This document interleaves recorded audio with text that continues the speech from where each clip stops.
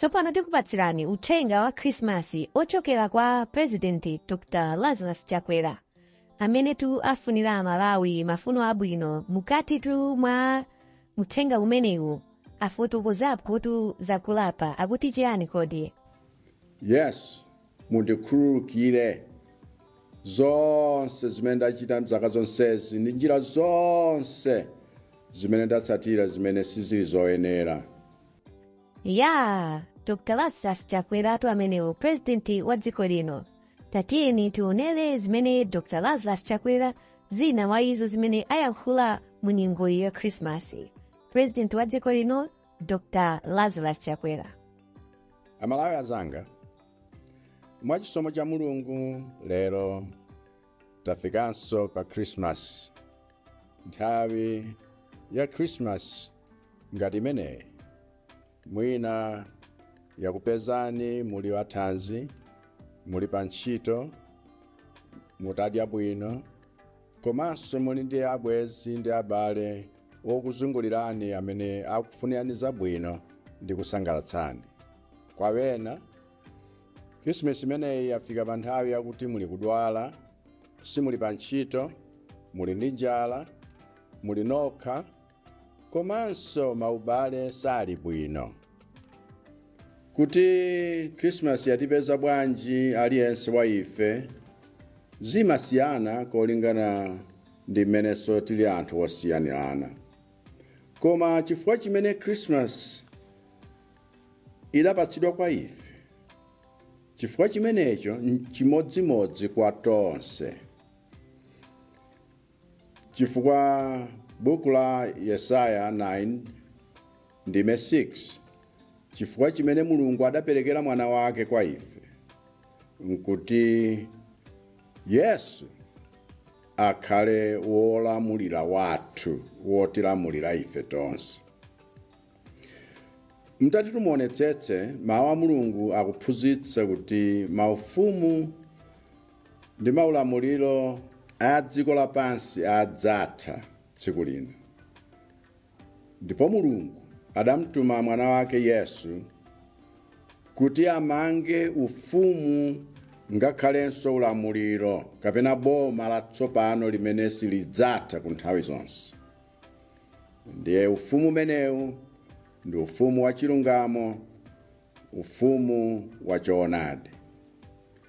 Kolingana ndi Yesaya mneneri, munthu aliyense amene moyo wake tsopano waupereka pansi pa ulamuliro wa mwana wa Mulungu, ndiye kuti ali gawo la ufumu wosathawo ndi ulamuliro wosathawo. Ndiye funso langa kwa inu lakuti Christmas wafikayo, palibe kanthu kuti wakupezani muli athanzi kapena muli odwala, mwina muli nokha kapenanso muli ndi anzanu,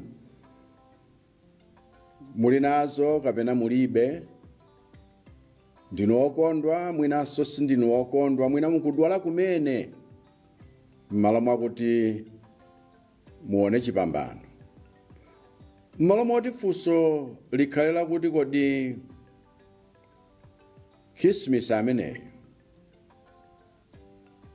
zikupezani nzimenezi, tisinthe funsolo tinene kuti kodi Yesu mwana wa Mulungu amene Mulungu adampatsa kwa ife, kumpereka kwa ife akhale wolamulira miyoyo yathu, kodi iyeyu aulamulira moyo wanu? Ndipo ngati akulamulira, nikulimbikitseni kuti inuyo mugwiritse ntchito nthawi ya Christmas ngati ino kuonetsa chikondi, kuonetsa chilungamo, kuonetsa ufulu umene mwaulandira kwa ulere kuchokera kwa Yesu. Zimenezo muzionetse kwa wonse amene akuzungulirani. Koma ngati sali wolamulira moyo wanu, ndikukuyitanani mwapaderadera kuti mumuyitane Yesu akhale wolamulira moyo wanu kuyambira lero, kuti mkatero mukhala gawo la ufumu wake ndi ulamuliro wake umene sudzatha. Ndiponso mudzakhoza kukondwera, kusangalala ndi zimwemwe zimene zimaoneka mu ufumu umenewu, angakhale maboma wonse ndi maufumu wonse a dziko lapansi atatha, komanso ngakhale tonse tafa chifukwa imfa yatifikira, komanso mudzakhala okondwera ngakhale makrisimasi wonse atatha, poti simungaonenso ina kutsogoloku. Chimene muyenera kuchita nkungovomereza kuti Yesu mukhale wolamulira moyo wanga. Yesu, mundikhululukire zonse zimene ndachita mzaka zonsezi ndi njira zonse zimene ndatsatira zimene sizili zoyenera, chifukwa ufumu wa Mulungu si ufumu wa mdima ndi uchimo ayi. Ndipo muvomereza zimenezo nkunena kuti Yesu tsopano akhale wolamulira moyo wanu, mukhale gawo la ufumu wake wakuunika, ufumu wa chilungamo. Perekani moyo wanu kwa Yesu, kumpempha kuti akhale wolamulira moyo wanu, chifukwa Yesu ndiye khayo amene kubadwa kwake kudali kwakuti adzafe imfa imene inuyo ngakhale ineyo ndiyenera kufa. Adabadwa kuti tikhale ife ndi moyo wosatha umene iyeyo amapereka. Ine ndiye ndikhoza kuchitira umboni kuti ndapereka moyo wanga kwa Yesu, ndipo ichi chinthu chimene mukhoza kuchita pa moyo wanu choposa china chilichonse, chifukwa ngakhale ndine president amene ndi wolamulira dziko, kapena ndine wamkulu wa boma la Malawi, palibe chimene ndingachite kapena chimene ndingakhale nacho chimene ukhoza kuchiyerekeza mpang'ono pomwe mtengo wake ndi mphatso imene Yesu adanipatsa ine. Tsiku ilo ndapereka moyo wanga ndili ku secondary school kumtendere kuti Yesu akhale wolamulira moyo wanga.